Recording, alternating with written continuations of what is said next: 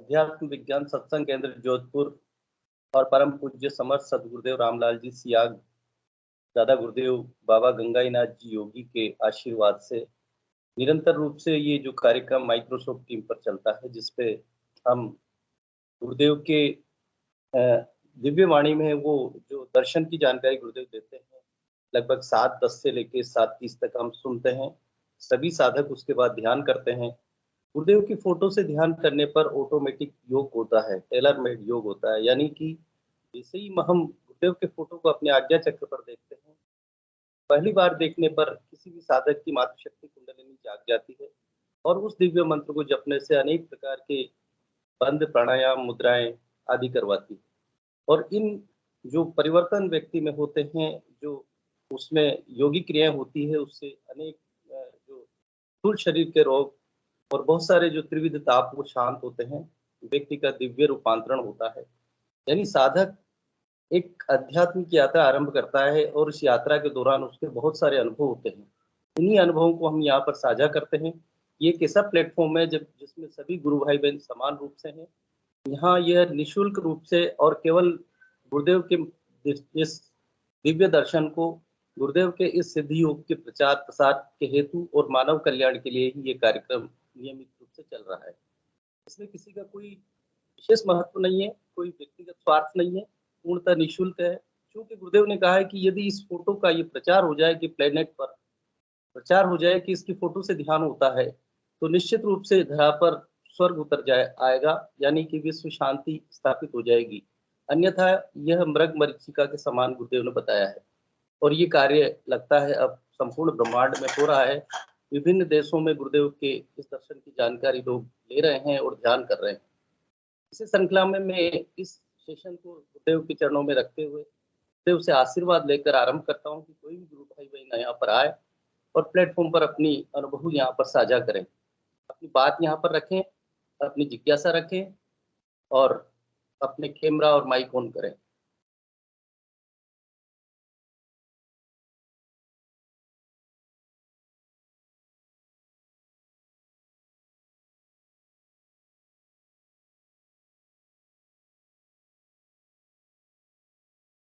कोई भी साधक, कोई भी गुरु भाई-बहन अपनी बात रखने के लिए अपने कैमरा ऑन कर सकते हैं। और जैसा कि आज शनिवार है और हमारे गुरु भाई महेश जी दत्ता भी सेशन से जुड़ते हैं। अगर वो सेशन में हैं तो उन्हें मैं आमंत्रित करता हूँ। महेश जी दत्ता गुरु भाई सेशन में जुड़े हुए हैं। जय गुरुदेव गुरु भाई, जय गुरुदेव।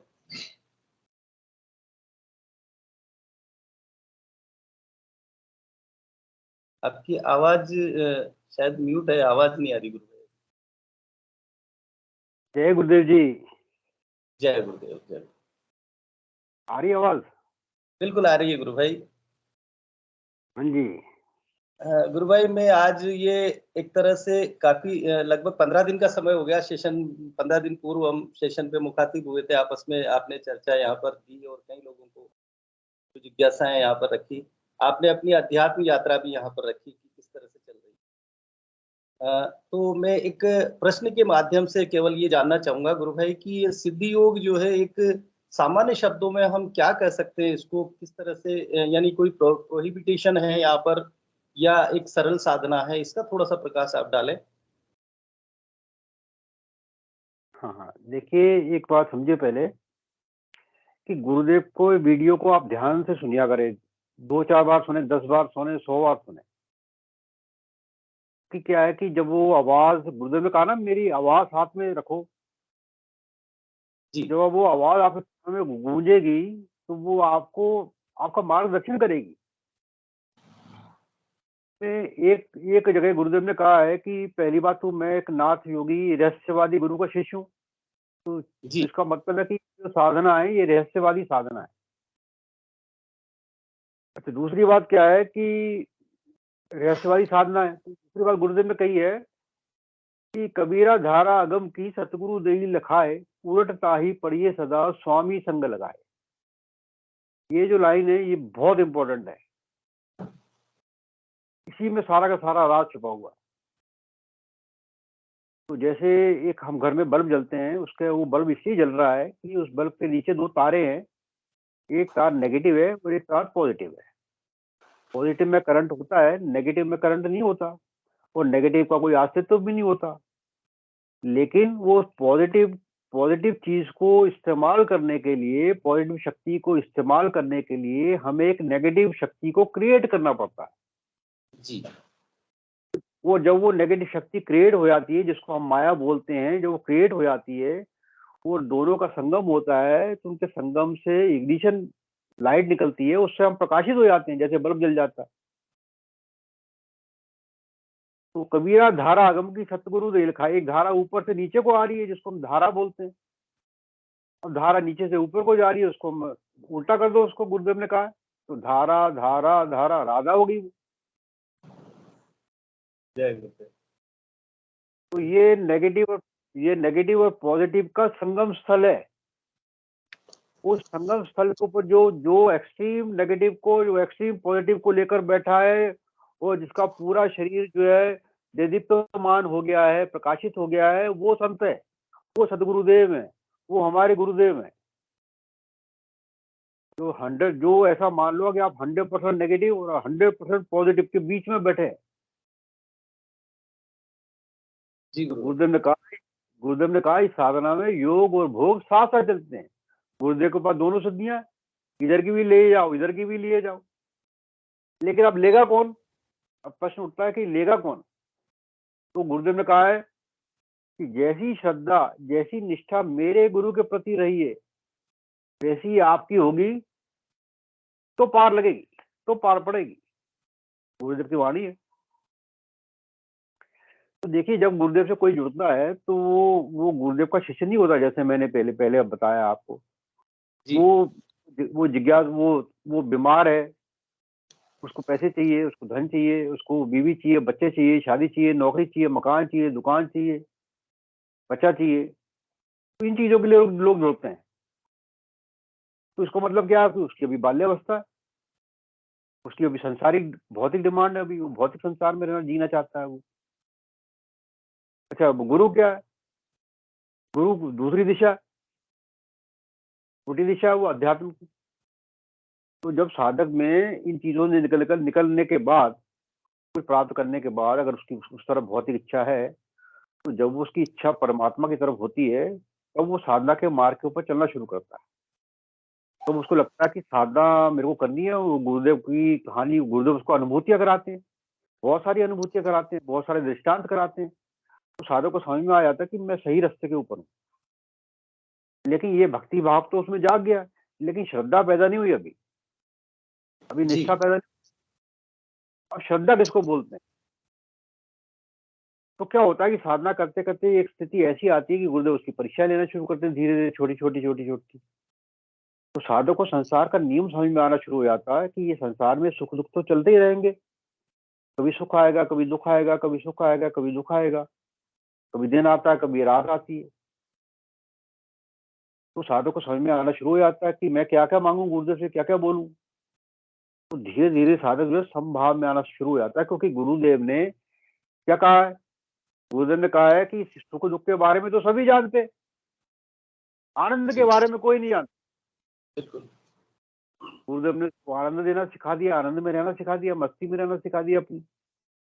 तो जब साधक आनंद में रहना सीख जाता है, उसको उसको कैसी भी पारिवारिक समस्या आती हैं या सांसारिक समस्या आती हैं, वो दोनों द्वंद्वों से अलग हो जाता है। वो कहता है कि ये तो आने दो, आती है, मैं फेस करूंगा गुरुदेव, क्योंकि उसको मालूम है कि गुरुदेव मेरे साथ है। कि उसको ये मालूम हो जाता है कि गुरुदेव मेरे संग हैं, वो मेरी रक्षा करेंगे। तो साधक समभाव में आना शुरू हो जाता है, बीच में आना शुरू हो जाता है, समभाव में। तो फिर सुख आए दुख आए, उसको मालूम है कि मैं बीच में हूँ, मैं तो आनंद में हूँ, तो सुख दुख आते रहेंगे। यहाँ पर श्रद्धा का जन्म होता है। जी सुख आता तो सुखाने दो, कोई मर गया तो मरने दो, सबको नियम है, प्रकृति का मरना ही है सबने। तो घर में कुछ ऐसा हो गया तो होने दो, सबको ये प्रकृति का नियम है, होना ही है, मेरे बस में तो कुछ है नहीं। क्योंकि जैसे हमारे शास्त्रों में लिखा है, भगवान राम जी कहते हैं कि ये सुख दुख मेरे हाथ में, लाभ और हानि मेरे हाथ में, यश और अपयश मेरे हाथ में, जन्म और मृत्यु मेरे हाथ में। तो चारों चीजें मेरे हाथ में। तो अब मनुष्य के हाथ में क्या है? तो साधक को समझ में आ जाना चाहिए कि मेरे हाथ में तो कुछ भी नहीं। तो जब साधक को ये समझ में आया था कि मेरे हाथ में तो कुछ भी नहीं है, सब कुछ तो परमात्मा के हाथ में है, तब यहाँ से समर्पण शुरू होता है, उसकी गुरु में श्रद्धा पैदा होती है और यहीं से समर्पण शुरू होता है। और फिर जब उसके ऊपर 2-4 परेशानियां आती हैं, 2-4 परेशानियों से गुजरता है, वो उनका सामना कर लेता, तो उसकी गुरु के प्रति निष्ठा पक्की हो जाती है, क्योंकि गुरुदेव उसको पार लगा देते हैं। उसकी निष्ठा गुरु के प्रति पक्की हो जाती है। तो जब उसकी श्रद्धा और उसकी निष्ठा गुरु के प्रति पक्की हो जाती है, तो साधक योगारूढ़ हो जाता है, योग के ऊपर सवार हो जाता है। अब यहाँ पर क्या है कि यहाँ पर साधक को ये भक्ति मार्ग है, यहाँ पर तो उसकी भक्ति गुरु के प्रति पक्की होगी, तो फिर उसके आंसू निकलने शुरू होते हैं। वो अपनी मस्ती में हंसता है, अपनी मस्ती में गाता है, अपनी मस्ती में रोता है। अगर रात को वो 12 बजे उठ के भी नाचना शुरू कर देगा, ऐसा पागल हो जाता है। खुद ही लिखेगा, खुद ही गाएगा, खुद ही मस्ती में रहेगा, नाचेगा। तो जब साधक में ऐसा निष्ठा उसकी गुरु के प्रति पक्की हो जाती है, भावना उसकी दृढ़ हो जाती है, वो योगारूढ़ हो जाता है। अब यहाँ पर साधक को भक्ति मार्ग से ऊपर उठने के लिए ऊर्ध्वरेता बनना पड़ेगा। ऊर्ध्वरेता का मतलब होता है कि साधक, जैसे हम कहते हैं कि तू परमात्मा से मिल रहा है तो शक्ति ज्यादा चाहिए ऊपर उठने के लिए। जी तो यहाँ गुरुदेव उसको फिर उतनी शक्ति प्रदान करते हैं, वो साधक को ऊर्ध्वरेता बनाते हैं। तो इसके लिए साधक को फिर वो तीनों बंद लगवा देते हैं, फिर उसकी वो वज्रोली मुद्रा और अश्विनी मुद्रा चालू करवा देते हैं। साधक हृदय ग्रंथि का भेदन कर लेता है। जैसे वो हृदय ग्रंथि का भेदन होता है, साधक उस तरफ चलना शुरू कर देता है, परमात्मा की ओर चलना शुरू कर देता है।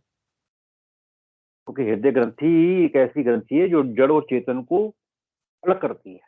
हृदय ग्रंथि के भेदन के हुए बिना जड़ क्या है और चेतन क्या है समझ में नहीं आता साधक। जब तक जब तक ये ग्रंथि हृदय ग्रंथि का भेदन नहीं होता, साधक को उद्वरता नहीं होता। जी धीरे धीरे साधना साधक की आगे बढ़ती जाती है, तो साधक में फिर अपने आप ही वैराग्य उदय होने शुरू हो जाता है। वो जब उसका गले में शक्ति पहुंचती है, तो साधक का पर वैराग्य उदय हो जाता है। पर वैराग्य मतलब संसार उसकी आंखों से ओझल होना शुरू हो जाता है। जी गुरु भाई। एक बार तो मेरे साथ ऐसा हुआ कि मेरे कई रिश्तेदार सामने खड़े हुए थे और मेरे को दिखाई नहीं दे रहे थे। बाद में मुझसे वो शिकायत करते कि भैया कि तुम बाजार में मिले थे, हमने तुम्हें नमस्ते की और तुमने जवाब भी नहीं दिया। तो संसार में साधक ऐसे घूमता कि जैसे जैसे वो संसार है ही नहीं, मैं ही अकेला हूँ। ऐसी विचित्र स्थिति शुरू हो जाती है, क्योंकि वहां से शक्ति जब ऊपर उठना गले से, तो साधक में पर वैराग्य उदय होता है, तो संसार ओझल होना शुरू हो जाता है। तो साधक की यात्रा जो है वो अध्यात्म के क्षेत्र में बढ़ना शुरू हो जाती है, उच्च सत्वगुण में चलना शुरू हो जाता है। उच्च सत्वगुण में, तो उच्च सत्वगुण जो है वो भी, जिसको आनंद में कोश बोलते हैं, वो भी एक तमोगुणी अवस्था है बेसिकली। क्योंकि ये जो सृष्टि है, इस सृष्टि को चलाने वाले 3 ही लोग हैं, ब्रह्मा विष्णु महेश। तो ये तीनों रजोगुण सत्वगुण और तमोगुण कहलाते हैं।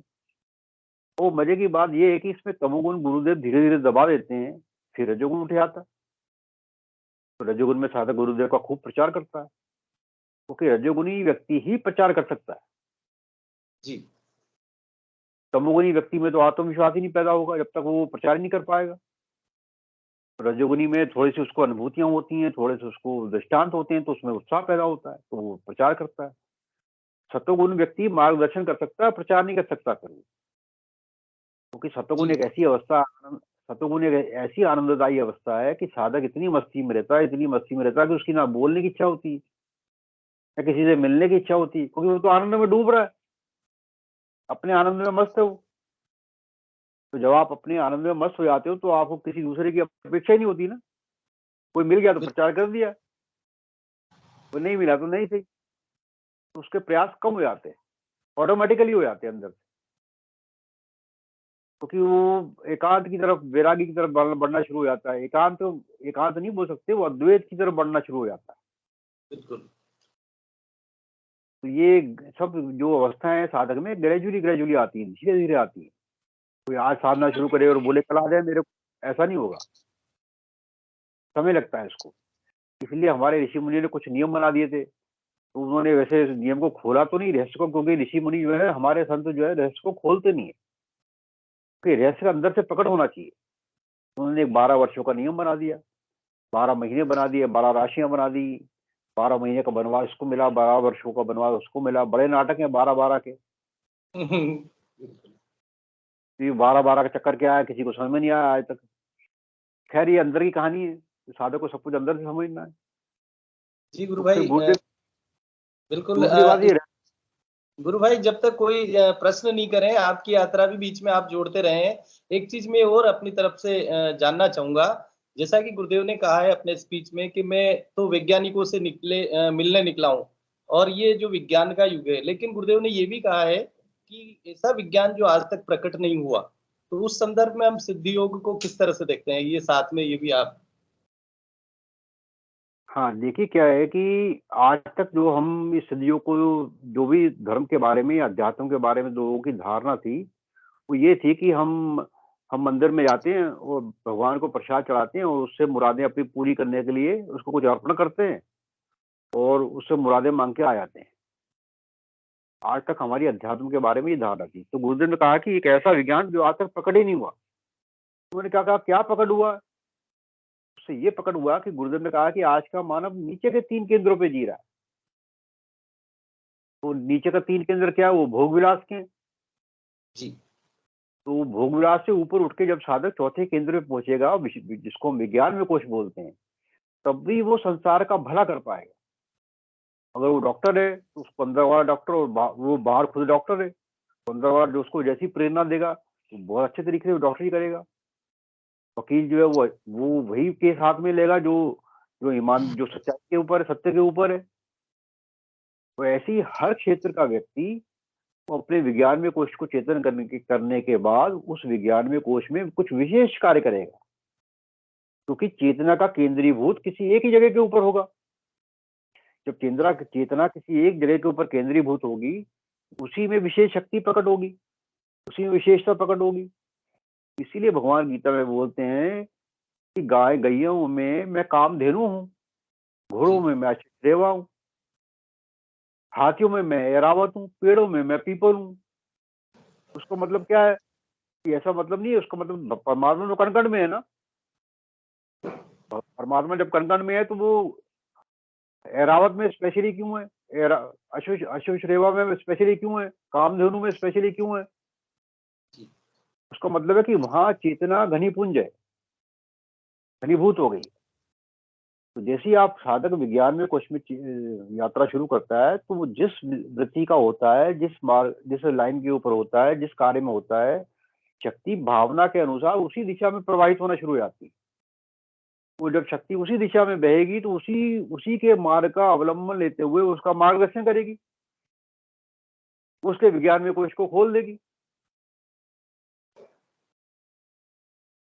तो जब वो ऐसा शक्तिशाली संपन्न व्यक्ति ही संसार का भला कर पाएगा, समाज का भला कर पाएगा।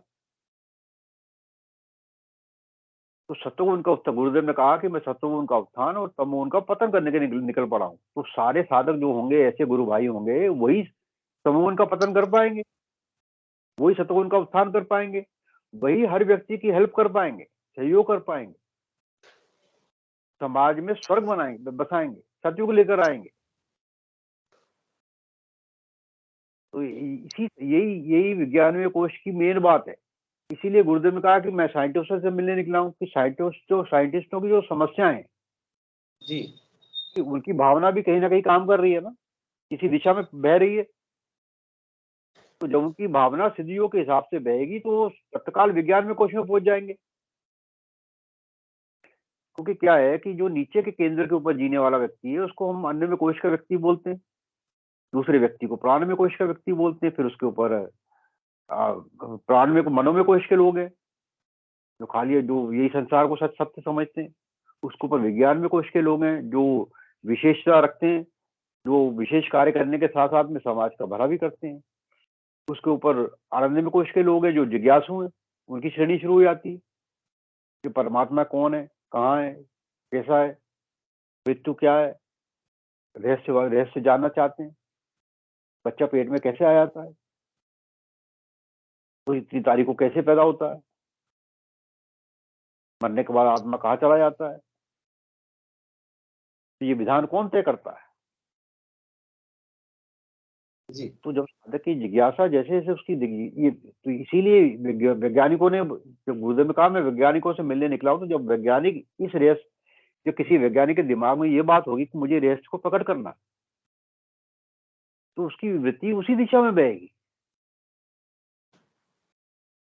तो ये सिद्धि, मैं जब भी अपनी पोस्ट लिखता हूँ तो सबसे आखिरी में लिखता हूँ कि सिद्धि योगा एक कल्पतरु का पेड़ है, भावना के अनुसार क्रियाशील होता है। बिल्कुल। तो जिस साधक की भावना जैसी होगी, वो सिद्धि योगा उसी शक्ति उसी दिशा में क्रियाशील होगी, उसकी सारी वृत्ति उसी ओर बहेगी।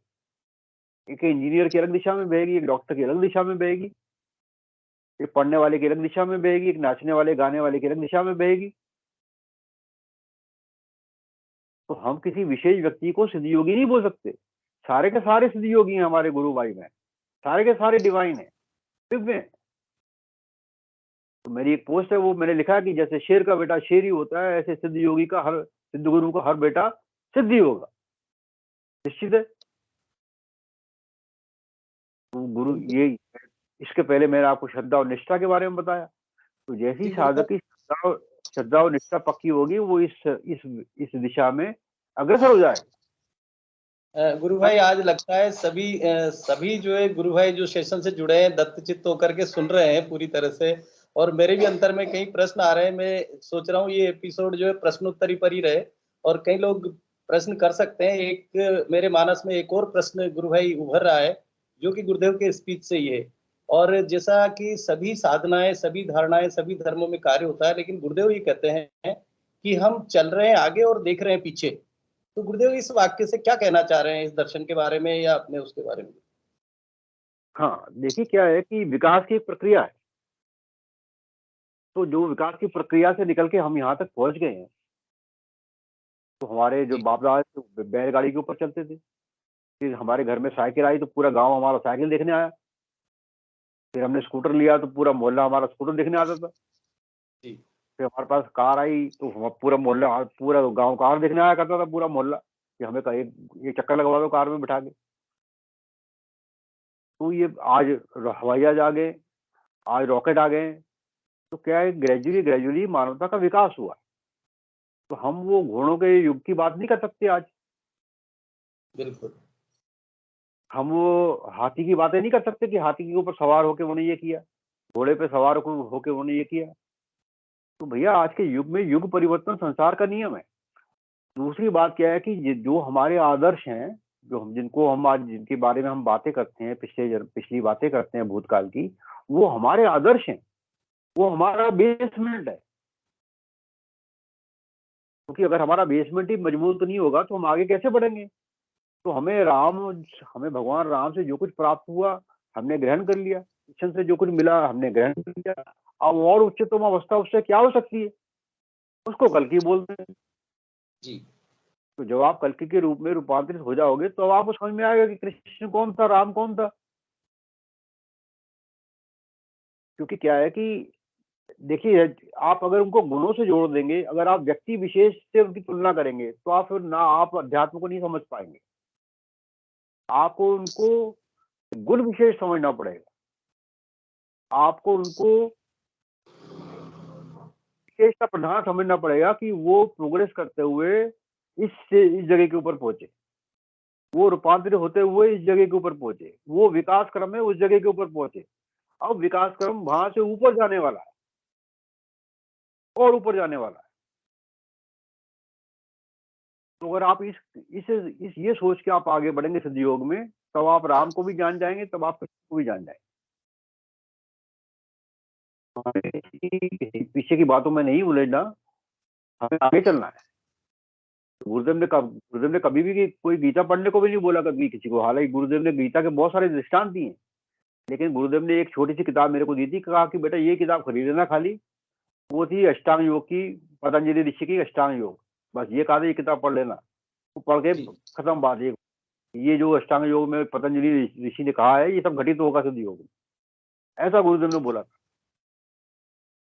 जो जो इसमें लिखा हुआ है वो सब सत्य है और वो सब घटित होगा। तो मैंने वो एक किताब ली थी 2-4 रुपए की, उस समय उसको पढ़ लिया एक बार, खत्म बात। फिर मेरे को समझ में आ गया कि विभूति पाद में जाना नहीं है, वो जो कुछ है सब अंदर है। तो विभूतियों के दर्शन करते हुए, उनको प्रणाम करते हुए, तो मैं वो गाता रहता हूँ वहाँ पे कि हम तो हमारी मस्ती में झूमते चले, प्रणाम कर लिया जो राह में मिले। तो सारी विभूतियों को आपको प्रणाम करना है, चाहे वो राम हो, चाहे वो कृष्ण हो, चाहे वो शंकर हो, चाहे वो कोई हो, चाहे वो देवी देवता हो, चाहे वो अंदर से रिद्धि सिद्धियों के देवता हो, शक्तियां हो, ये सब आपके अंदर है। पूरा ब्रह्मांड आपके अंदर है, वो सब प्रकट होगा, अच्छा बुरा सब प्रकट होगा। कुछ लोग आपको डराने भी आएंगे, कुछ लोग आपको धमकाने भी आएंगे। एक बार मेरे को एक शक्ति ने उठा के 15 फुट दूर फेंक दिया आसन से, और मैं 2 दरवाजों के बीच में से क्रॉस हो गया, तो मेरे को खरोच तक नहीं आई। मैं वापस उठा, वाके फिर बैठ गया आसन के ऊपर। उस दिन से मेरे को समझ में आया कि ये शक्ति जो है, दोनों शक्तियां काम करती हैं बॉडी में, क्योंकि जो कुछ ब्रह्मांड में वो पिंड में, पिंड में जो है ब्रह्मांड में। तो नेगेटिव पॉजिटिव दोनों फोर्स कम काम करती हैं एक साथ में, मेरे अंदर भी काम कर रही हैं। तो उस दिन से मैंने फिर गुरुदेव से प्रार्थना की। फिर मैंने क्या किया कि गुरुदेव को धारण करना शुरू किया। जब जो होगा गुरुदेव के साथ होगा, मेरे साथ नहीं होगा। पहले मैं गुरुदेव को सामने फोटो में मानता था, तो मैंने गुरुदेव को फोटो को भुला दिया, छोड़ दिया फोटो को। मैंने कहा गुरुदेव मेरे संग 10 दिशाओं में विराजिए, मेरे संग रोम रोम में समाइए, अंग अंग में समाइए, मेरे पैरों में, मेरे घुटनों में, मेरी जांघों में, मेरे हृदय में, मेरे इस चक्कर के ऊपर, इस चक्कर के ऊपर, आगे चक्कर के ऊपर, सहस्त्रार में, सब जगह आप ही आप हो। तो मैं ऐसे बैठा करता था ध्यान में कि मैं नहीं बैठा हूँ। तो मेरे पास गुरुदेव की 2 तस्वीरें हैं जो ध्यान मुद्रा की है। तो वो ध्यान मुद्रा में की गुरुदेव की जो तस्वीर है वो मैंने फिर सामने लगा ली। तो मैं ये देखा करता था कि मैं नहीं बैठा, गुरुदेव भी बैठे हैं, मुझ में गुरुदेव समा गए हैं और गुरुदेव भी बैठे हैं, अंदर में भी ऊपर में भी। ऐसे गुरु में होके ध्यान किया करता था कि मैं महेश कुमार दत्ता तो मर गया उसी समय, 27 साल हो गए उसको, तो अब गुरु बैठे हैं, गुरुदेव भी बैठे हैं उनमें, महेश कुमार दत्ता में, बॉडी में वही ध्यान कर रहे हैं। उसके बाद मेरे को किसी शक्ति ने कभी तंग नहीं किया। उसके बाद तो सारे जहां जहां मैं जाता था लोग मेरे ऊपर बारिश करते थे फूलों की, देवी देवता दूर से हाथ जोड़ खड़े रहते थे। मैं भी कहीं घुसा ही नहीं, फिर बाद में जाने बंद कर दिया मैंने। फिर मैंने एक दिन गुरुदेव से प्रार्थना की, गुरुदेव बहुत हो गया, अब वो अब कहीं दिल नहीं लगता किसी लोक में, अब मेरे को और ऊपर की बातें बताओ, आप रहस्य क्या है। तो वो भी आता फिर छोड़ी शुरू खत्म हो गई। तो वो गुरुदेव का अंधकार लोक में ले गए, अंधेरे अंधेरे में। तो वहां पे फिर मेरे को डर लगता था पहले पहले, तो शुरू शुरू में। फिर वो भी भय खत्म हो गया, फिर प्रकाश में ले गए, तो प्रकाश ही प्रकाश था। वो भी प्रकाश भी खत्म हुआ एक दिन। फिर वो तारा सा पकड़ हो गया, उसमें घुसेड़ दिया उन्होंने। तो ऐसे रहस्य जो है अंदर से अंदर अपने आप ही प्रकट होते रहते हैं। अब आपको कुछ करना नहीं पड़ता है, आपकी मेहनत जो है वो थोड़ी सी है। फिर आपको नाभिक केंद्र तक पहुंचना है, उसके बाद गुरुदेव, गुरु की शक्ति आपको अपने आप आगे बढ़ाती रहती है। फिर आप कहीं भी बैठोगे, आपके बाजू में कोई ढोल बजाएगा, आपका ध्यान लग जाएगा। भीड़ भरी जगह हो, कुछ भी हो, कैसी भी स्थान हो, अच्छा हो, अपवित्र हो, पवित्र हो, आपको कोई लेना देना नहीं है। क्योंकि जब अग्नि तत्व चेतन हो जाता है और शक्ति ऊपर उठना शुरू कर देती है नाभि से, तो अग्नि हर चीज को स्वाहा कर देती है। फिर आप उल्टा सीधा खा लो तो भी कोई चिंता की बात नहीं, क्योंकि सब स्वाहा कर देती है वो। यही सारे हवन यही होता है नाभि में, सारा स्वाहा यही होता है। स्वाहा जो है अग्निदेव की वाइफ है, उसका नाम है स्वाहा। सब खत्म कर देती है स्वाहा। वो जब कुंडली स्वाहा के रूप में बदल जाती है तो स्वाहा, हम आहुतियां देते रहते हैं, स्वाहा बस प्रकट होती रहती है, शक्ति अपने आप ही ऊपर उठती रहती है अग्नि। वो जब उठती है तो सर की नाड़ियां, सर नाड़ी में पहुंचती है तो सर की नाड़ियां से चट चट बोलती, चट चट चट चट ऐसी आवाज आती सर में से, गर्दन में से आवाज आई खट खट खट खट खट खट। तो शक्ति जब ऊपर उठती है तो वो आपको मालूम पड़ेगा कि मेरे ऊपर उठ रही है, ऊपर उठ रही है, ऊपर उठ रही है, हाथों में से निकल रही है, बह रही है, ऐसा सब आपको अनुभूति होंगी। सर के ऊपर आप हाथ रखोगे तो गर्म हवा निकल रही है, ठंडी हवा निकल रही है, मुद्राएं बन रही है कि गर्म हवा के फवारे चल रहे हैं ऊपर, ठंडी हवा के फवारे चल रहे हैं, नीला प्रकाश उमड़ रहा है ऊपर से, गोल्डन प्रकाश आ रहा है। ये सारी साधक को अनुभूतियां अपने आप ही हो जाती है। फिर कमल के फूल के जब उसको कलियों के दर्शन होने शुरू होते हैं, कमल के फूलों के होते हैं, तो साधक को विश्राम मिलना शुरू हो जाता है। साधक को मालूम पड़ना शुरू होता है कि यार क्या आनंद है, क्या मस्ती है, क्या है। संसार उसके सामने शून्य होना शुरू हो जाता है। फिर तो अब वो खुद भी शून्य होना शुरू हो जाता है। तो गुरुदेव ने कहा ये जो मन है ये इधर भटकता रहता है, जब तक ये टिक करके नहीं बैठेगा तब तो कुछ नहीं है, ना योग है ना भोग, जब मोक्ष है। तो ये मन को पकड़ना है। अभी तो गुरुदेव आपके मन को पकड़ लेते हैं, गुरुदेव आपको सिखाते हैं, गुरुदेव मन को पकड़ लेते हैं आपके मंत्र के द्वारा। लेकिन धीरे धीरे आपको शब्द ब्रह्म पकड़ हो जाएगा आपके अंदर, तो वो मन को पकड़ेगा। अब आपको मन को धीरे धीरे उसमें लय करना है, आपको उसके सहारे आगे बढ़ना है। पकड़ जाल है वो, पकड़े की तार है, उसके सहारे आपको ऊपर उठना है, वो आपको अपने आप ऊपर लेकर जाएगा। तो आपको मकड़ी के भी दृष्टांत हो गए, वो मकड़ जाल के भी दृष्टांत होगा। तो मकड़ी जो है अपना जाला खुद ही बनाती है, खुद ही रमती है, खुद ही खेलती है, खुद ही नाचती है, खुद ही सारे काम करती है, खुद ही उसको खा जाती है। तो सारी कहानी सृष्टि की ऐसी चलती है। बहुत सारे राज खुलेंगे अपने आप ही, तब आप निजानंद में मस्त रहोगे, आत्मानंद में मस्त रहोगे। आपकी इच्छा नहीं होगी किसी से बात करने की, बोलने की भी, खाने की भी। किसी ने खिला दिया, खा लिया, पी लिया, पी लिया। तो इसको निजानंद बोलते हैं, इसी को आत्मानंद बोलते हैं। आत्मा राम में रमण करना, आत्मा में रमण करना। तो ये साधना की स्टेजेस है। धीरे धीरे धीरे धीरे साधक अपने आप ही उन स्टेजेस के ऊपर पहुंचता जाता है। लेकिन वो दृढ़ संकल्पी होना चाहिए, जिज्ञासु होना चाहिए, उसको ये मालूम हो जाना चाहिए कि मेरा लक्ष्य है। क्योंकि जब तक आपके पास लक्ष्य नहीं होगा तो आप बढ़ोगे कैसे। लक्ष्य निर्धारित करने के बाद कि मुझे परमात्मा को जानना है, परमात्मा कौन है, कहाँ है, कैसा है, सर्वव्यापी है तो कैसा है। तो धीरे धीरे साधक वो मैंने क्या बोला, धीरे धीरे साधक को इसमें पाना कुछ नहीं, खोना ही खोना। तो उसके अंदर जो विचार, उसके विकार है, उसके अंदर काम, क्रोध, लोभ, मोह, ईर्ष्या, द्वेष के, जो जैसे जैसे वो विलीन होना शुरू हो जाते हैं तो उसका रूपांतरित होना शुरू हो जाता है। तो उसमें इतना रूपांतरित हो जाता है कि उसको अंत में जाके समझ में आता है कि सारी कहानी रहस्य उसके सामने प्रकट हो जाते हैं। जब आपके सामने सत्य का रहस्य प्रकट होगा तो पता आप क्या करोगे, आप अपने गाल के ऊपर 4 चांटे लगाओगे। यार मैं इतना बड़ा मूर्ख था, इतनी सी बात मेरे को समझ में नहीं आई। इतनी सी बात है जो समझ में नहीं आती साधक। जी गुरु भाई, बीच में मैं थोड़ा सा आपको रोकना चाहूंगा। विनय कुमार जी गुरु भाई ने एंट्रेस किया है, उनके प्रश्न कोई हो, जिज्ञासा हो, तो वो मैं चाहूंगा कि विनय गुरु भाई आप अपनी बात रख सकते हैं। अपना कैमरा ऑन करें, माइक अनम्यूट करें।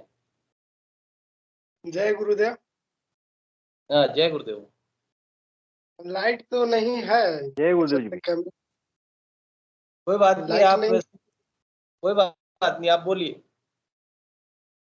बोल रहे ही ना कि जो ध्यान में बैठता हूँ तो ध्यान मांग के बैठता हूँ गुरुदेव से 15 मिनट के लिए, लेकिन 15 मिनट से ज्यादा 50 मिनट 55 मिनट इस तरह ध्यान लगता है। और बैठने का जो प्रक्रिया है वो सिद्धासन में ही बैठता हूँ, दोनों एरिया साथ में ही एक साथ जुड़ा हुआ रहता है। और जो मेरे साथ होता है कि योगिक क्रिया कुछ दिन पहले बहुत सारे हुए थे, लेकिन अब योगिक क्रिया तो सब बंद हो गया है। अब सिर्फ मूड़ी का जो क्रिया होता है, सिर्फ मूड़ी ही हिलता है, इस तरह से हल्का हल्का, इसी से हल्का हल्का। और बीच बीच में कभी कभी है कि खेचरी मुद्रा वगैरह ये सब लगता है। हमको एक कहना है कि जो 15 मिनट मांग के बैठते हैं तो वो उससे ज्यादा हमको मैंने बैठते हैं, मैंने उठने की इच्छा नहीं करता है। मैंने पैर सुन होता है, गर्म टाइप का होता है, लेकिन झिनझिनी वैसा नहीं होता है कि हम पैर सीधा करें। मैंने उठने की इच्छा नहीं करता है। और आज तो ऐसा हुआ था कि उठने की इच्छा नहीं कर रहा था, तो सामने तस्वीर था गुरुदेव का, तो तस्वीर था तो उस तस्वीर को उठ सोचे कि अब आँख खुलेगा, अब आँख खोलेंगे, लेकिन नहीं, 15-20 मिनट उसी तरह हो गया। तो लास्ट में गुरुदेव को तस्वीर उठाए, माथे में सटाए, तो तुरंत ऑटोमेटिक खुल गया। तो इस तरह से ध्यान लगता है कि 15 मिनट मांग के बैठता हूँ, लेकिन है कि बेसी ध्यान लगता है। तो क्या वो ठीक है, क्या है नहीं, ये समझ में थोड़ा सा जानना चाह रहे थे। विनय गुरु भाई जी, मैं ये जानना चाहूंगा कि आप सिद्धि योग कब से अपना रहे हैं, और उससे पहले क्या करते थे? उससे पहले भी कोई साधना करते थे? बस इतना सा आप बता दीजिए। पहले साधना वैसा करते थे तो ऐसा कुछ बेनिफिट नहीं था, तो हम तो इसको नवंबर में धरे थे। लेकिन हमको नवंबर में, यही 21 नवंबर को, 2021 नवंबर को तो हमको 26 दिसंबर से हमको योग क्रिया चालू हुआ था। तो योग क्रिया चालू हुआ था तो 15 दिन में बहुत सारे क्रियाएं हुई। उसके बाद फिर लुप्त हो गया। उसके बाद ध्यान नहीं लगने लगा तो मैं विचलित हो गया, गुरुदेव कहीं छोड़ दिए क्या, ऐसे वैसे। तो फिर उसके बाद फिर हमको ध्यान लगने लगा तो मैंने ध्यान बहुत ज्यादा लगने लगा। अनहरनाथ योग क्रिया खत्म होने के बाद नाद भी सुनाई देने लगा। नाद सुनाई, झिंगुर का आवाज, उसमें बहुत सारे झिंगुर, मतलब 2-3 तरह का उसमें की आवाज बदलता है। तो नाद तो सुनते हैं, नाद जैसे ध्यान में बैठते हैं तो नाद भी सुनाई देता है, तो नाद भी सुनते हैं। अब कभी कम है तो मंत्र जाप करते हैं, लेकिन 15 मिनट मांग करके बैठते हैं तो उससे ज्यादा अधिक लगता है। तो कहिए कि दिसंबर से कहिए कि हमको इस योग क्रिया चालू हुआ, नवंबर में मैं इसमें जुड़ा था यूट्यूब के माध्यम से ही। तो मेरा ध्यान कहाँ पे है, कैसा है, क्या है, थोड़ा सा इसका जानकारी चाह रहे थे गुरु भाई से। जी विनय गुरु भाई, आपको आप सुनिए ठीक है, आप। मैंने आपका प्रश्न सुन लिया है। आपकी भैया बहुत अच्छी साधना चल रही है और बड़ी उच्च कोटि की साधना चल रही है। तो निश्चित रूप से आप प्रेम से लगे रहिए, आपको बहुत अच्छा रिजल्ट मिलेंगे सारे के सारे। जहाँ तक 50 मिनट की बात है, कोई बात नहीं है, कोई फर्क नहीं पड़ता, क्योंकि जो अंतर शक्ति है उसको मालूम है कि मेरे को अपने बेटे को कैसे लेकर जाना है, कितनी देर ध्यान करवाना। तो धीरे धीरे शक्ति जैसे जैसे उच्च अवस्था में जाती है, योग निद्रा की तरफ गले में काम करती है, गर्दन हिलती है आपकी, तो वहां पर एक खास तरीके की ग्रंथि है जिसको हम बंगनाल बोलते हैं। उसको भेदन करने में काफी समय लगता है। तो वहीं पर माया जो है, माया का आखिरी माया जाल है जिसको योग निद्रा बोलते हैं। तो शक्ति वहां पर कभी कभी साधक को 15 मिनट ध्यान में बिठाती है, लेकिन आधा घंटा सुला देती है, योग निद्रा में डाल देती है। तो कोई हर्ज की बात नहीं है, क्योंकि योग निद्रा से तो बचने की सामर्थ्य किसी में है ही नहीं ना। महामाया से, योग माया से कौन बचेगा, किसी में सामर्थ्य नहीं है। भगवान भी नहीं, सारे अवतार भी नहीं बचे। वहां तो गुरुदेव भी साधक को उठाते हैं, गुरुदेव भी चिताते हैं कि उठ जा, भाग जा यहाँ से। तो आपको उस बारे में निश्चित रूप से कोई बात घबराने की आवश्यकता नहीं है। लेकिन आपको नियम पूर्वक 15 मिनट ही प्रार्थना करके बैठना है। क्यों कि 15 मिनट से ज्यादा अगर साधक बैठता है ना, तो उसके अंदर तमोगुण का प्रभाव बढ़ता है, फिर वो आलसी हो जाता है, क्योंकि शरीर में अग्नि तत्व बढ़ जाता है। तो आलसी हो जाएगा, फिर आप काम नहीं कर पाओगे, कोई दिमाग आपका कुंद हो जाएगा। तो साधक उठने की इच्छा नहीं होती, फिर इतने आनंदायी अवस्था है। मैंने पहले भी कहा कि आनंद में पहुंच जाओ, वो एक तमोगुणी अवस्था है। साधक ही वहां, गुरुदेव भी वहां से उठाते हैं साधक। तो मस्ती है, उठना नहीं चाहता साधक, इतनी मस्ती में रहता है। तो आप निश्चित रूप से, आपकी साधना बहुत अच्छी चल रही है, आप प्रेम से लगे रहिए, धीरे धीरे आपको सब रिजल्ट मिल जाएंगे। मेरे को इस साधना में 27 वर्ष हो गए। और आज ऐसा हुआ, हम्म, ऐसा हुआ साधना में बैठे तो मेरा जीभ बाहर का निकला, और बाहर का निकला, मूड़ी हिल रहा था, उसमें से बहुत सारे लार वगैरह गिरे। उसके बाद वो हुआ 2-4-5 मिनट। इसके बाद है कि फिर खेचरी मुद्रा लगा, ऊपर का लगा, फिर अंदर का लगा। इसके बाद फिर शांति मिला। हाँ, अभी आपकी आंखों से पानी गिरेगा, नाक से पानी गिरेगा, मुंह से पानी अपने आप गिरेगा। आपकी ऐसी, मेरी जो अंजुली थी ऐसे भर जाती थी, मुंह से पानी गिर रहा, नाक से पानी गिर रहा, आंखों से पानी गिर रहा, भर जाता था पूरा। इतना शुद्धिकरण होता है। सर के ऊपर जैसा निकलता था, आग निकल रही है, धुआं निकल रहा है, भाप निकल रही है, ऐसे महसूस होता था। और जिस दिन मेरा शरीर हल्का हुआ था तो ऐसा लग रहा था कि मैं उड़ रहा हूँ, मैं आसन के ऊपर ही हिल रहा हूँ, ऐसा हो गया था। तो ये सब अवस्थाएं हैं साधना की। जब शरीर हल्का होता है तो साधक को ऐसा महसूस होता है, जब भूमि तत्व शुद्ध होता है तो साधक रुई की तरह हल्का हो जाता है। जब वो चलता है तो ऐसे चलता है तो दौड़ रहा है, वो उसके बराबरी में कोई चल भी नहीं सकता, उसके बराबरी से कोई काम भी नहीं कर सकता। 50 साल की उम्र में भी, 80 साल की उम्र में भी उसकी उम्र जो है 18 साल की होती है, क्योंकि शक्ति जो है नित्य यौवन है। एक चीज और जानना चाहते हैं कि वो करीब 1 महीना 1.5 महीना से हमको ऐसा आभास हो रहा है जैसे कि मेरे सीना में कुछ मैंने फंसा हुआ है। जैसे कि खाना खाते हैं तो खाना नहीं बीच में रह जाता है, तो लगता है कि पानी पिएंगे तो अंदर चल जाएगा, तो ऐसा लगता है। या फिर लगता है कि ढक्कन निकाले तो चला जाएगा। तो कभी ज्यादा होता है, कभी कम होता है। और वो चीज समझ में लग रहा है वो क्या चीज है, वो से मैंने उसको समझ नहीं पा रहे। कभी ज्यादा होता है, कभी कम होता है, और लग रहा है कुछ फंसा हुआ है। हाँ, देखो मैंने कहा कि वही तो भेद भेद भेद है सबका सब, सारा का सारा हृदय ग्रंथि का वही भेदन है। वहाँ काफी दर्द होगा हृदय में, घबराना नहीं है। देखिए, हमारा योग पूरा का पूरा ऑटोमेटिक है, आपको किसी से कोई सलाह मशवरा पूछने की जरूरत नहीं है, कोई प्रश्न पूछने की जरूरत नहीं है। इसमें साधना में तो आपको ये मान के चलना कि हिमालय के ऊपर जा रहा हूँ भगवान शंकर से मिलने के लिए। वहाँ खाइयाँ भी हैं, खड्डे भी हैं, ठंड भी है, बारिश भी है, तूफान भी है, जंगली कीड़े मकोड़े भी है। मर गया तो मर गया, नहीं तो भगवान शंकर तो मिलेंगे। मिल गए तो मिल गए, जिंदा जिंदा मिल गए तो ठीक है, नहीं तो मरने के बाद तो मिलेंगे ही, क्योंकि मैं कहाँ जा रहा हूँ, भगवान शंकर से मिलने। तो इस साधना में वो आदमी चलेगा जो सर अपना हथेली के ऊपर लेकर चलेगा। कोई कबीर ने कहा ना, ये तो घर है प्रेम का, खाला का घर नाही। सर उतारे सर काट के भूई धरे, सर उतारे भूई धरे, तब बैठो घर माही। इस घर में आपको अपनी गर्दन हाथ में लेकर चलनी पड़ेगी। तो बिल्कुल नहीं डरना, बिल्कुल नहीं घबराना, क्योंकि क्या है कि बाकी जब आप दिल्ली से बम्बई आते हो तो रास्ते में लिखा रहता है कि बम्बई इतने किलोमीटर बची है, हाँ शहर इतने किलोमीटर बचा है। भैया ऊपर कोई किलोमीटर नहीं है, अनंत की यात्रा के ऊपर हो आप। तो अनंत की यात्रा का मतलब होता है कि आप एक कुएं में छलांग लगा रहे हो, तो आप में हिम्मत है छलांग लगाने की तो लगाओ, नहीं तो भाग जाओ। तो कबीर कहते हैं कि जिन खोजा तिन पाइया, गहरे पानी पेट, हो मोरा डूबन डरा, कहा रहा किनारे बैठ। तो इस साधना में डूबने के डर से अगर आप साधना करोगे तो फिर आप साधना में नहीं चल पाओगे। फिर आप तालियां बजाओ, गुरुदेव की आरती गाओ, इतना ही काफी है। क्यों पंगा ले रहे हो साधना का? ये आरती गाने में आपको मजा आना चाहिए, आनंद मिलना चाहिए, मस्ती मिलनी चाहिए, तो खूब नाचो गाओ, खेलो कूदो। साधना में आगे बढ़ना है, सर हथेली के ऊपर लेकर चलना पड़ेगा। वो मेरी पोस्ट पढ़ते हो आप, जब नाव जल में छोड़ दी, तूफान में ही मोड़ दी, दे दी चुनौती सिंधु को, फिर जीत क्या फिर हार क्या। ये लक्ष्य लेके चलना पड़ेगा।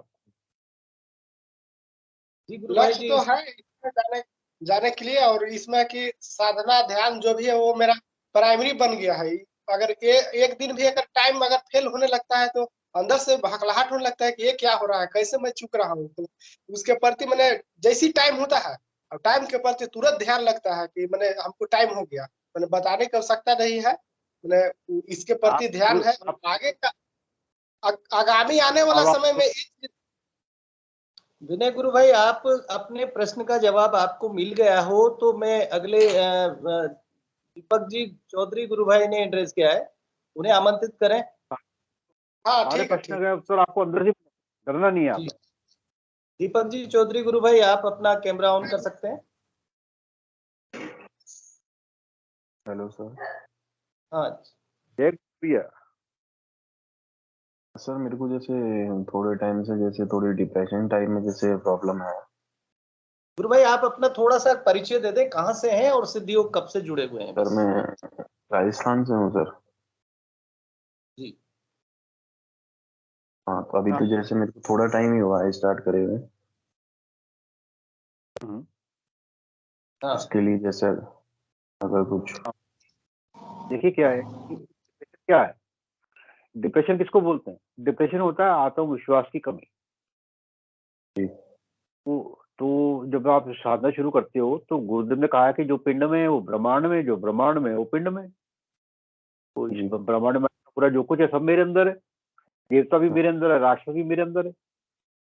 तो अगर मेरे अंदर आत्मविश्वास की कमी है तो कोई राक्षस मेरे अंदर ज्यादा क्रियाशील है, तो कोई तमोगुणी वृत्ति मेरे अंदर ज्यादा क्रियाशील है। दूसरी बात क्या है, अच्छा इसका इलाज क्या है? इसका इलाज ये है कि आप अधिक से अधिक मंत्र जाप करिए। जैसे जैसे देवता चेतन होता जाएगा वो राक्षस को मारता जाएगा, आपका आत्मविश्वास बढ़ता जाएगा। इसका एक पहलू तो ये है हमारी साधना का। दूसरा पहलू क्या है? दूसरा पहलू इसका ये है कि शक्ति जो है वो आप, गुरुदेव आपको रूपांतरित करना चाहते हैं, गुरुदेव आपको दिव्यात्मा बनाना चाहते हैं, और वो आपको संपूर्ण सृष्टि का ज्ञान कराना चाहते हैं। तो इस पूरी सृष्टि में नरक भी है, स्वर्ग भी है। तो नरक क्या है? तो आपको वो जो डिप्रेशन की अवस्था रहती है ना, वो पैर के हमारे अंगूठों में नरक है। क्योंकि ये जो 14 जो भुवन है वो 7 अगर ऊपर है तो 7 नीचे है। उस पैर के अंगूठे से चेतना सिमटनी शुरू होती है।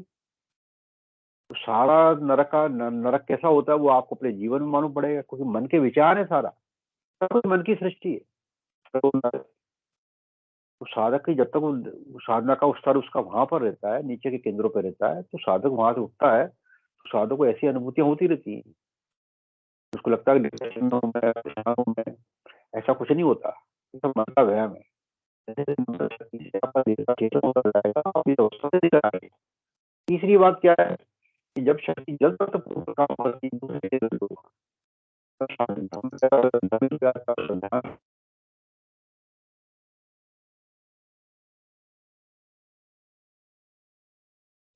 तो साधक की जो है साधना अवरुद्ध से हो जाती है, उसको ध्यान घटित नहीं होता, ध्यान फलित नहीं होता, उसको लगता पता नहीं क्या हो गया मेरे साथ में। तो शक्ति जब जल, क्योंकि जल का स्वभाव चंचल होता है, तो तब भी आपको घबराने की आवश्यकता नहीं है। आप मंत्र जाप करते रहिए, धीरे शक्ति उस मंत्र जाप से तीसरे चक्र के ऊपर पहुंचेगी, सूर्य केंद्र के ऊपर, नाभि केंद्र के ऊपर।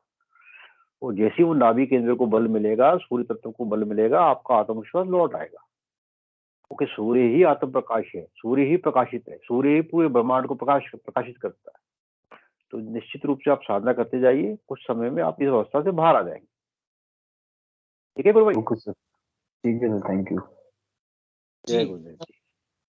अब सुनील गुरु बहन है, उन्होंने भी एंड्रेस किया है। गुरु बहन, आप अपनी बात रख सकते हैं। जय गुरुदेव गुरु भाई, मैं हरियाणा रोहतक से बोल रही हूँ जी। और मेरे साथ एक समस्या है, मैं वो पूछना चाह रही हूँ।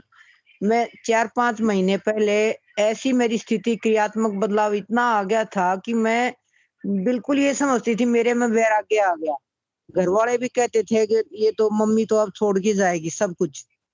मेरे को कुछ भी नहीं, बिल्कुल खुश रहती थी, वैराग्य की स्थिति आ गई। लेकिन अब 1 महीने से गुरु भाई ऐसा बिल्कुल उल्टा हो गया, सारी स्थिति जैसे बिल्कुल बदल गई। मेरे को नेगेटिव कोई बोलता है तो वो भी महसूस होने लग गया, नेगेटिविटी सी आ गई। और मैं आज 2 दिन से ना गुरुदेव के आगे खूब रोई। मैंने कहा मैं आपने मेरे को कैसे कर दिया और पहले कैसे किया था, आपके सिवा मेरा कोई है ही नहीं। खूब रोई तो गुरुजी ने अंदर से जवाब दिया कि रो मत, सब कुछ ठीक होगा तेरे साथ। तो आज मैंने मंत्र जाप किया और मेरे को बड़ी खुशी है कि अब गुरु भाई दत्ता जी भी आए हुए आज। तो मैं अपना ये रखना चाहती हूँ कि मेरी स्थिति कैसी है, अब आपसे पूछना चाह रही हूँ। देखिए, आपकी स्थिति बहुत अच्छी है, गुरुदेव आपको धीरे धीरे उस अवस्था ये श्रद्धा वाली जाने से पहले गुरुदेव कराते हैं। अगर आपको पर वैराग्य में डाल दिया जाए, गले का चक्कर का भेदन कर दिया जाए, तो पर वैराग्य उदय हो जाता है। जब पर वैराग्य उदय हो जाता है, फिर आप संसार के किसी काम के नहीं रहते। तो गुरुदेव आपको नकारा नहीं बनाना चाहते, उनको चाहते हैं कि अभी आपको आपके परिवार को आपकी जरूरत है, आपकी आवश्यकता है। तो अभी आप फिलहाल इसी स्थिति में बने रहिए, आनंद में रहिए, साधना करती जाइए और इतनी मात्रा में साधना की शक्ति को इकट्ठा कर लीजिए कि आप उस ग्रंथि का भेदन कर पाए। वो भेदन करने के बाद जब उस शक्ति को संभाल लें आप, उस स्थिति को, जी हाँ, तब तक गुरुदेव आपको इसी स्थिति में रखेंगे कि परिवार से पारिवारिक आपका माहौल, समाज का माहौल, सामाजिक व्यवस्था सिस्टमेटिक रूप से चलती रहे। क्योंकि पर वैराग्य उदय होने के बाद व्यक्ति संसार से अलग हो जाता है। हाँ जी, वो साधना में आपको गुरुदेव उस अवस्था में लेकर जाएंगे, इतनी शक्ति इकट्ठी करवा देंगे आपके अंदर साधना की कि जब आप वापस आएंगी तो आप अपने आप को वापस एडजस्ट कर लेंगी समाज के अंदर। तो ऐसा होता रहता है। आप निश्चिंत होकर साधना करती जाइए, प्रेम से साधना करिए। बहुत अच्छी साधना चल रही है आपकी, क्योंकि ऐसी बड़ी उच्चतम घटना है ये भी। आपको पर वैरागी की अनुभूति, बहुत अच्छी बात। जय गुरुदेव, जय गुरुदेव।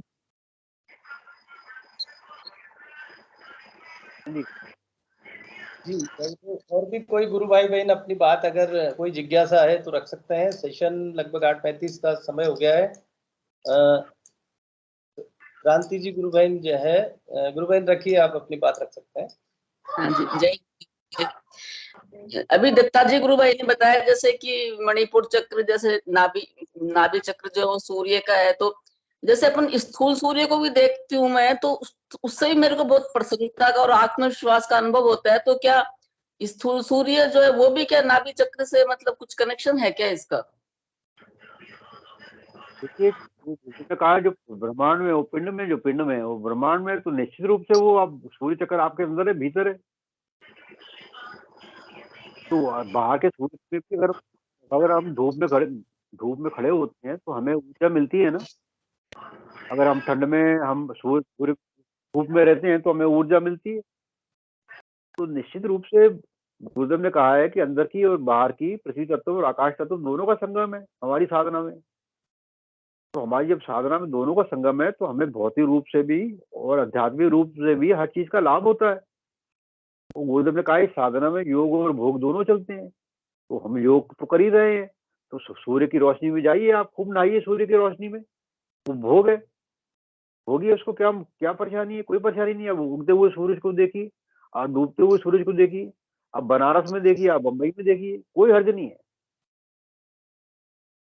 हम परमात्मा में, परमात्मा हमारे भीतर है और हम परमात्मा में, परमात्मा ही ओतप्रोत है हर जगह के ऊपर, बाहर भीतर वही है। गुरुदेव ने स्पष्ट रूप से कहा है कि जल बिच कुंभ, कुंभ बिच जल है, बाहर भीतर पानी, क्या परेशानी है?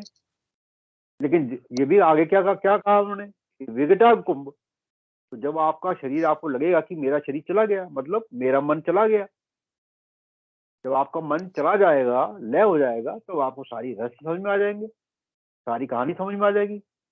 कोई परेशानी नहीं गुरु बहन, आप साधना बहुत अच्छी चल रही है। और आपने जो सवाल पूछा है, और अच्छा सवाल पूछा है, आप उच्च कोटि की साधिका है, प्रेम से लगी रही है, क्योंकि ये प्रश्न हर व्यक्ति के मन में नहीं आता। अंतर्द्वंद की बात है, आप अंतर्द्वंद की अच्छी कंडीशन से गुजर रही हैं। जय गुरुदेव जी। जय गुरुदेव। जय गुरुदेव। गुरु भाई पीके लखारा जी गुरु भाई हैं, उन्होंने भी इंटरेज किया है। गुरु भाई आप अपनी बात रखें। जय गुरुदेव। मैं गुरुदेव जी भैया। हाँ, मैं मेरे को नाच सुनाई देता है, झिंगुर की आवाज आती रहती है 24 घंटे, पर मैं थोड़ा डिप्रेशन समझ लो, पता नहीं मेरे साथ क्या हो रहा है। नाच सुनता हूँ तो मेरा ध्यान नहीं लगता है, और मंत्र जब कभी ऐसा होता है कि मंत्र जब करूँ, कभी ऐसा होता है नाच सुनूं तो मैं बहुत ऐसा परेशान हो रहा हूँ। क्या करूँ, नाच सुनूं मंत्र जब करूँ? देखिए क्या है कि गुरुदेव ने स्पष्ट रूप से बोला है कि जब नाच सुनाई देने लगे तो नाच सुनो, और जब नाच ना सुनाई दे तो मंत्र जाप करो, क्योंकि मंत्र जाप ही चाबी है। जी। एक बात ध्यान, लोग गुरुदेव ने दूसरी बात क्या बोली कि समाधि के लालच में लोग नाम जप को भूल जाते हैं। भैया नाम जप को नहीं भूलना, नाम जप पृथ्वी तत्व है, नाम जप ही आपको मन को पकड़, नाम जप हमारा जो मंत्र है, इसमें दोनों तत्व हैं, राधा और कृष्ण। तो धरती में आप रहते हो तो आपको उसकी ज्यादा आवश्यकता है। भोगों में कभी अंदर से यही होता है कि नाम जब ज्यादा करूँ, नाच कम सुनूं बस। देखिए जो झिंगुर की आवाजें हैं, इसको हम, ये एक शून्य की अवस्था है, ये एक ऐसी स्टेज है जिसको मध्य अवस्था बोला जाता है। यहाँ से नाद आपको सुनाई देना शुरू होगा। झिंगुर को हम एक तरीके से नाद नहीं बोल सकते। झिंगुर एक शून्य अवस्था है, जहाँ से ये एक ऐसी स्थिति में आ गई है जैसे आप जंगल में गए, अभी तो आप जंगल में गए ही नहीं थे, लेकिन एक दिन आप जंगल में गए, वहां पे सन्नाटे की आवाज आनी शुरू होगी, तो आपको सन्नाटे की आवाज सुनाई देनी शुरू होगी, झिंगुरों की, सन साई साई साई सन सन। तो फिर क्या हुआ कि थोड़ी देर के बाद वहां पे एक शेर दहाड़ा, तब आपको समझ में आया कि यार जंगल में था, मैं तो जंगल में आ गया हूँ। तो जैसे वो शेर के दहाड़ने की आवाज से आप समझ गए कि मैं जंगल में आया हूँ, ऐसे ही झिंगुरों की आवाज में वो नाद प्रकट होंगे, बहुत सारे नाद प्रकट होंगे, उनको सुनना है आपको। तो ये जो नाद है, ये अपने आप में बड़े विलक्षण है, यही बीमारियां लेकर आएंगे, यही बीमारियां दूर करेंगे। जब दूर करेंगे तो बहुत सारा रूपांतरण बॉडी में घटित होगा, परिवर्तन आएगा, आपके हैबिट्स में परिवर्तन आएगा, खाने में, उठने में, बैठने में, सोने में, जागने में, बहुत सारे परिवर्तन लेके आएंगे ना। कहीं तो नींद ही गायब कर देगा आपको, 2 घंटे सुलाएगा आपको, ऐसा भी नाद है। वो ये बड़ी विलक्षण लीला है, आप प्रेम से साधना करते जाइए। तो ये जो मैंने कहा जो डिप्रेशन की अवस्था, नाद डिप्रेशन की अवस्था में भी लेकर आते हैं, क्योंकि वो टॉप पे आपको अंगूठे से लेकर जाएगा आपकी चेतना को, क्योंकि वो नाद जिस नाड़ी में क्रियाशील है, वो नाड़ी कहाँ से शुरू हुई है, 72 नाड़ियों में से, तो वो नीचे की नाड़ी से काम शुरू करेगा और ऊपर लेकर जाएगा, यहाँ सहस्त्रार में ऊपर आपको नाड़ी लेकर जाएगा। उस नाड़ी के मेरे अंदर जो जो विकार है सब दूर कर देगा। तो साधक को लगता है मैं डिप्रेशन में आ गया, मैं परेशानी में आ गया, मेरे साथ ये हो गया वो हो गया, तो दृष्टा भाव से उसको देखते जाना चाहिए, लेकिन मंत्र जाप और साधना करते जाना चाहिए। सब साधना से एक दिन वो आगे निकल जाएगा। अगर उसने मंत्र जाप करना बंद कर दिया, साधना आप जहाँ अटका हुआ वहीं अटका रहेगा। प्रेम से लगे रहिए निश्चित रूप से, और साधना मत छोड़िए। जय गुरुदेव जी। जय गुरुदेव।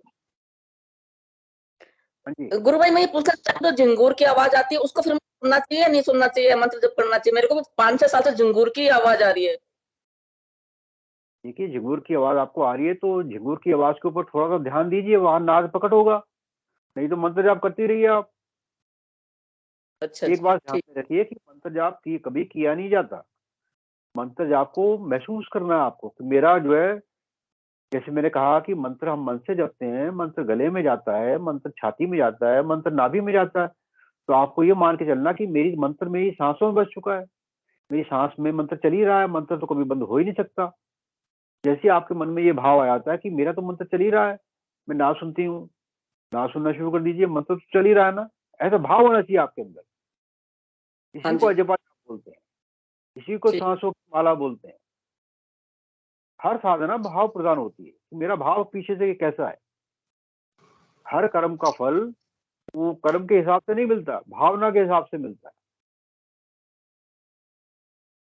ठीक, जय गुरुदेव। जय जी गुरुदेव। कच्छप जी भाटी गुरु भाई हैं, आपने स्पॉटलाइट पे हैं गुरु भाई, आप अपनी बात रख सकते हैं। कैमरा भी ऑन कर लें अगर कोई इश्यू ना हो तो।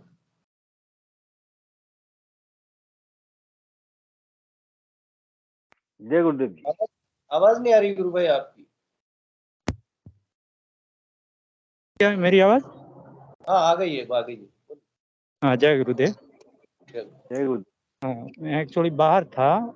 गुरुदेव मेरे को गुरुदेव के इस प्लेटफॉर्म जुड़े करीब 2.5 ईयर्स हुए हैं, और मैं थोड़ा 2-3 मिनट लूँगा। तो एक हफ्ते के बाद से मेरे को स्टार्टिंग में बहुत बॉडीज़ के मूवमेंट्स वगैरह काफ़ी होते थे, और 1.5 साल के बाद वो मूवमेंट्स वगैरह कम हुए। उसके बाद नाद सुन लगना, सॉरी नाद नहीं, ये खेचड़ी मुर्जा शुरू हुआ था, और अभी तक ध्यान के टाइम वो खेचड़ी मुर्जा लगता है।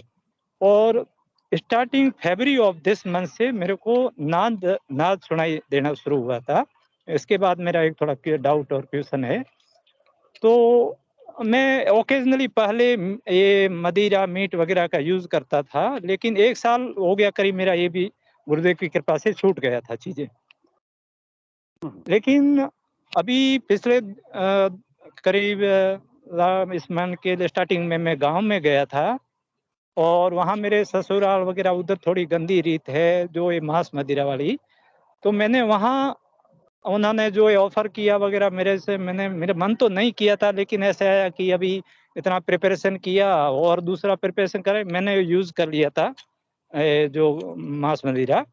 तो गुरुदेव वेरी नेक्स्ट डे से मेरी जो नाद सुनाई देता है वो स्टॉप हो गया उस दिन से। अभी पता नहीं ये मेरा वहम है या उस चीज से हुआ है। मेरा क्वेश्चन ये है कि क्या मैंने वो चीज मदिरा मांस वगैरह उसकी वजह से हुआ है कि उस दिन के नेक्स्ट से मेरे को आज तक बिल्कुल एक दिन भी नाद नहीं सुनाई दिया, और थोड़ा ध्यान में भी व्यवधान हो रहा है। हो सकता है मतलब मेरी कोई साइकोलॉजिकल है, तो इस पे गुरुदेव थोड़ा बताएं। जय दत्ता जी गुरु जी, जय गुरुदेव। निश्चित रूप से आपको परेशान होने की बिल्कुल आवश्यकता नहीं है। आपकी जो तांत्रिक शक्ति दब गई थी वो कहीं ना कहीं से फिर उभर आई है, और आप मंत्र जाप करते रहिए, वो फिर दब जाएगी, और फिर ऐसी दब जाएगी कि फिर आप जब वो शराब पियेंगे या मीट खाएंगे तो आप उल्टी कर देंगे, वो अंदर रह ही नहीं पाएगी फिर। जय गुरुदेव। तो आप मंत्र जाप करिए, खूब मंत्र जाप करिए, वो अपने आप नाद प्रकट होगा, और फिर आपकी इच्छा हो पीने की, आप पी के देखिए, वो टिकने नहीं देगी, आपकी बूंद तक निकाल देगी आपके अंदर से, उल्टियां करवाएगी आप। नहीं मेरा भी मन नहीं हुआ था उसे यूज करने का।